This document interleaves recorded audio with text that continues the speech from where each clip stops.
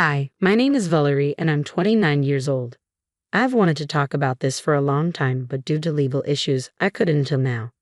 Now that I can, I want to share my story as a warning to my mother-in-law. I don't want her to come near us again. Adrian and I met because of our mothers. His mother, Felicia, and my mother, Veronica, were old friends. One day, they met for coffee after many years and realized they both had single children. They decided to set us up, and a week later, Adrian and I found ourselves at the same coffee shop. Though it was a bit awkward that our mothers set us up, we quickly warmed up to each other. We found out we had a lot in common, like our love for action movies and pizza. We were so engrossed in our conversation that we didn't notice the time passing. As the sun began to set, we said goodbye but promised to meet again soon. The next week, we met for a newly released action movie and pizza.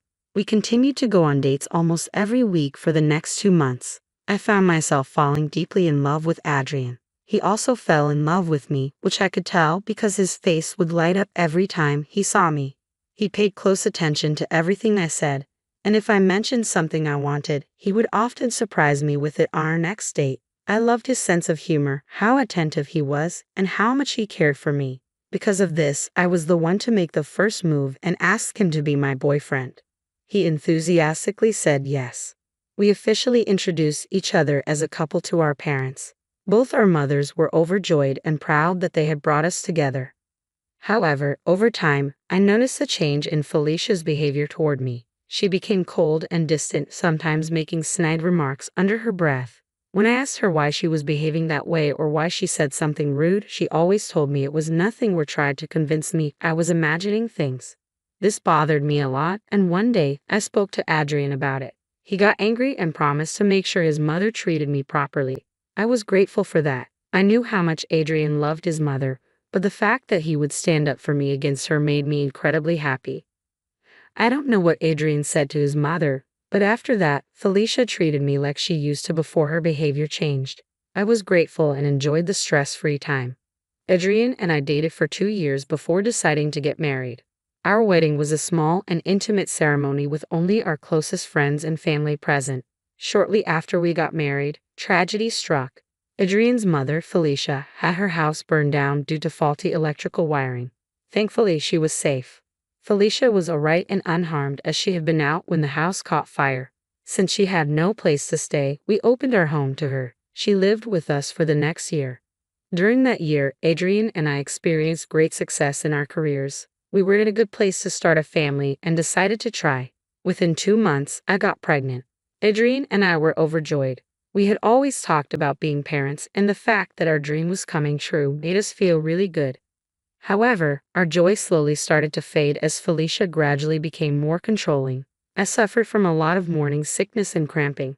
My legs got swollen, making it hard to do household chores because all my energy was spent at work. Felicia couldn't stand this. She would yell at me to do her work. One day, I came home early from work because I was in too much pain. I lay down on the bed and took a short nap. But I was rudely awakened a little while later by Felicia. She began yelling at me for not having done her laundry. Disoriented from being woken up, I asked Felicia what she was talking about. "Valerie, why didn't you do the laundry today? Now I have nothing to wear." "Wait, what? Why didn't you do your own laundry?" "It's not my responsibility." "It's your responsibility as the host to take care of that." "I'm literally in so much pain right now. Are you trying to start a fight about this?" "Oh, come on. You're just making a big deal out of it. Pregnancy isn't that bad. You're exaggerating for attention. You have no idea what I'm going through. It's not easy for me to manage work and house chores when I'm feeling so unwell." "That's not my problem. I was pregnant once too, and I never experienced all this." "Get out. Get out. Get out of the room. Get out of the house. Get out of my life. How dare you talk to me like I'm faking everything? Who are you? Can you feel what I'm feeling? Get out." Felicia looked scared and quickly left the room. I couldn't believe her audacity. How dare she try to tell me my pain wasn't real? What would I gain from faking my pain? At the same time, I was yelling at Felicia. Adrian had come home from work. He worriedly ran upstairs to check on me and saw his mother hurry out of the room in fear. He walked into our room carefully and saw me crying hysterically on the bed. He quickly sat down next to me and hugged me, letting me cry for a while before asking why I was crying.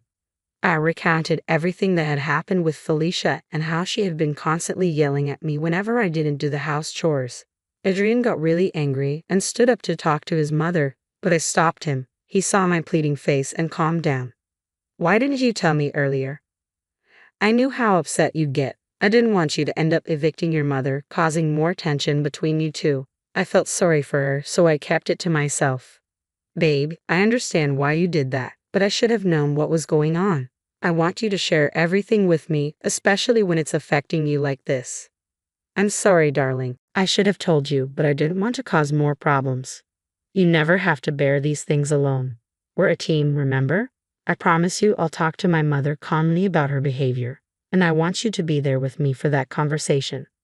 Together, we walked into Felicia's room. I was nervous about what Adrian was going to do. I know that he gets very protective of me, and his temper isn't the best. While I was hurt, I hoped he wouldn't do something he regretted. Felicia looked surprised and asked why we were in her room. Why are you both in my room? What's going on? Enough with the act.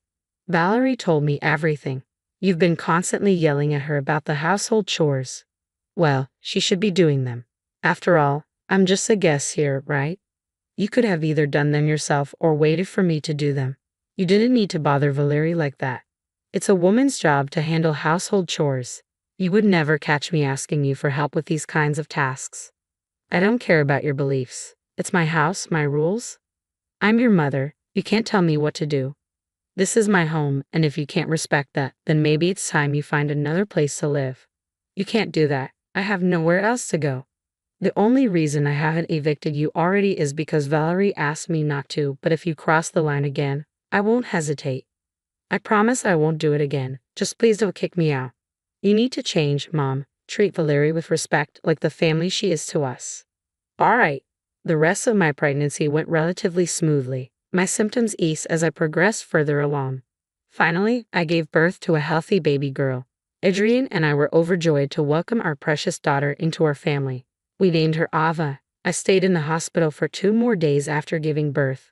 On the 3rd day, Adrian picked us up from the hospital before he left for work and dropped us home. Felicia warmly greeted the 3 of us.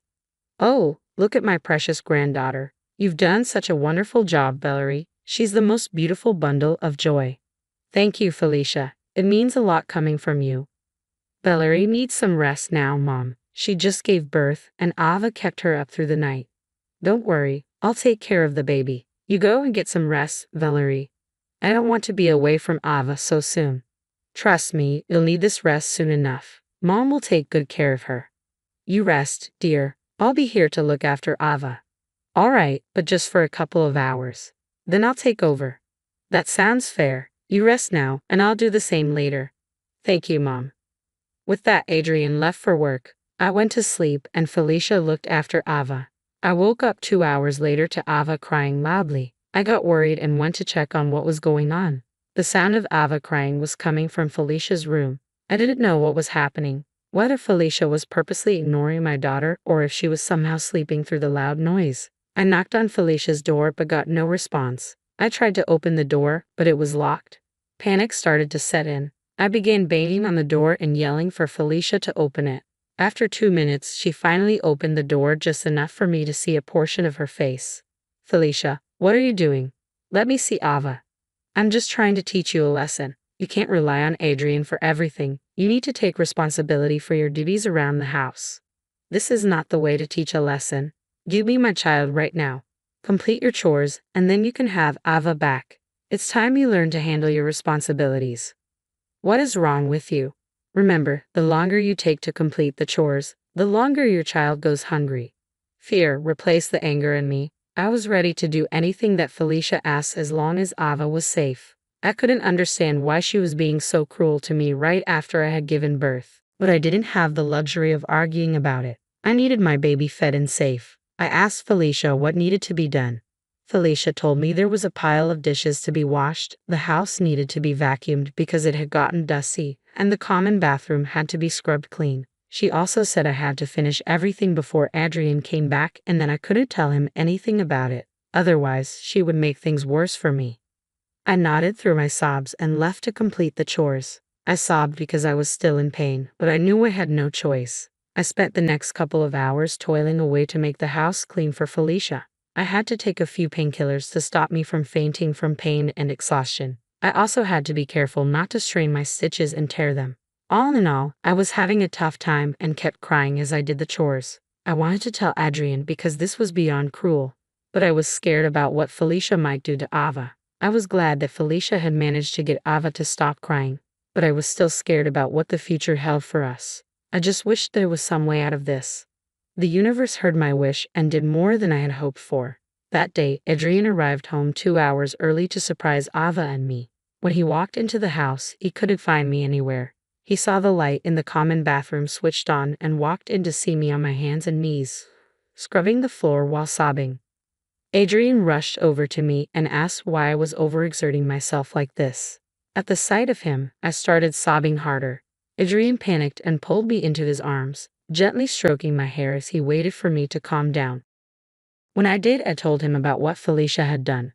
Adrian was seething, and unlike last time, I didn't stop him. Adrian banged on Felicia's door and demanded she open up. Felicia opened the door and looked at him in surprise. Adrian, how come you came home early? Did you forget something? I didn't forget anything. I came home early because I wanted to surprise Ava and see my family, but instead, I found you trying to teach my wife a lesson in the worst possible way. Oh, come on. I was just trying to help her be a better wife and mother. She needs to learn to handle her responsibilities. Help? That was no help. It was cruel and heartless. How could you treat her like that? She needs to learn. It's for her own good. For her own good. Look at our child. You had no right to involve her in your twisted lessons. She's just a baby. I know what's best for everyone, including you. Valerie needs to change. No, you need to change. I won't let you hurt my family anymore. We're done. I want you out of our lives. Adrian, you can't be serious. I thought you cared about me. I did care about you once, but not anymore. You've crossed the line, and I won't tolerate it. I will make you pay. Adrian, please. I didn't mean for this to happen. It's too late for apologies. You need to face the consequences of your actions. He silently walked out of her room and handed Ava to me. I cried tears of joy. I knew you had to be some kind of monster to torment an innocent child like that. Anger swirled within me, and I wanted to make Felicia pay. I asked Adrian what he had done to Felicia. I'm going to file a lawsuit against her. She endangered our child and harassed you. I will make sure she pays dearly for it, Adrian declared. But Adrian, fighting a lawsuit, isn't it too much? You and Ava are my world. Nothing is too much if anyone hurts either of you. She had no right to treat you like that. Thank you for standing up for us. I can't believe she would go to such lengths to get her way. I don't know what I would have done without you here. It was terrifying.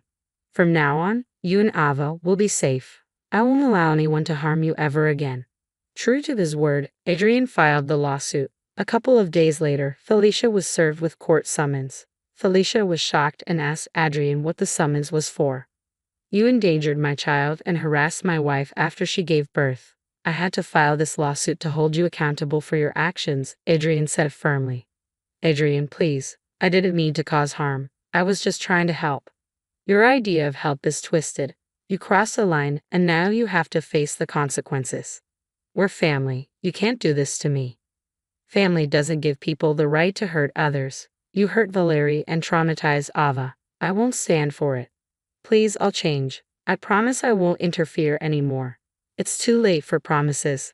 You have no evidence against me. How will you prove it? I installed baby cameras everywhere the night before Valerie got home from the hospital. I've got more than enough evidence of you hurting my family. Adrian, I beg you don't do this. I'll do anything to make it right. You had your chance to be better. Now you must face the truth. You broke my trust, and I won't let you hurt my family any longer. In the months that followed, things moved quickly in court. Felicia was charged with a misdemeanor and sentenced to 6 months in jail plus an $800 fine.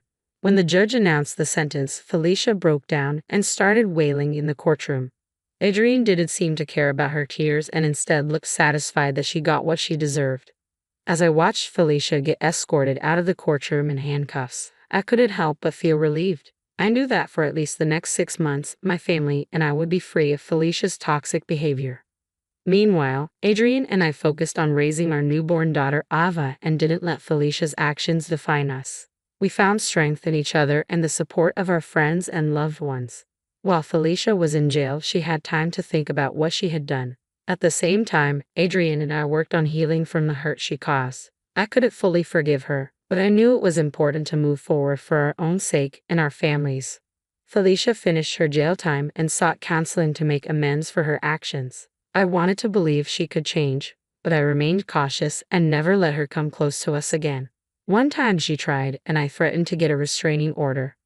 Our lives gradually got back to normal. The pain Felicia caused was still there, but we focused on building a better future for our family and cherishing the happiness Ava brought into our lives.